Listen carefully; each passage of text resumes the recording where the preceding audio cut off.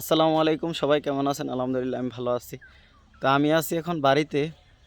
তো বাড়িতে আইসা গতকাল দেখলাম যে আমাদের পাশের বাড়িতে একটা ছেলে মারা গেছে। ও থাকতো মূলত একটু শহরেই।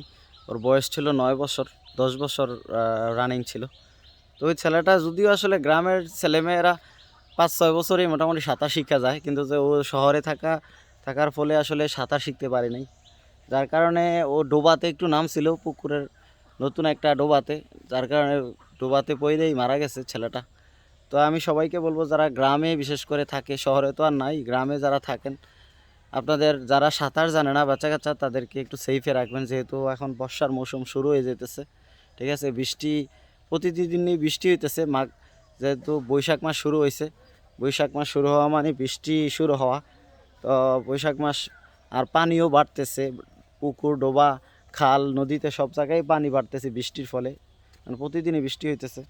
তার কারণে আপনাদের বাচ্চা কাচ্চাদেরকে অবশ্যই একটু সেফে রাখবেন, সচেতন থাকবেন। বিশেষ করে মা বাবারা একটু সচেতন থাকবেন যেন আপনাদের বাচ্চা কাচ্চা পানিতে না যায়। কারণ পানিতে গেলে সাঁতার না জানলে তো বিপদ। তো আমাদের পাশের বাড়ির ছেলেটা 9 বছর 10 বছর হয়েছে, কিন্তু সাঁতার না জানার কারণে আসলে মারা গেছে। ঠিক আছে, এই সব অবস্থা। তুমি সাঁতার জানো? হ্যাঁ, তোমার কত বছর বয়স? হ্যাঁ, তোমার বয়স কত? ও ও ও আমার ভাস্তি একটা ছোট্ট। ঠিক আছে, ও 9 বছর। ও মাসাল্লাহ পুরা সাঁতার জানে, 100-100।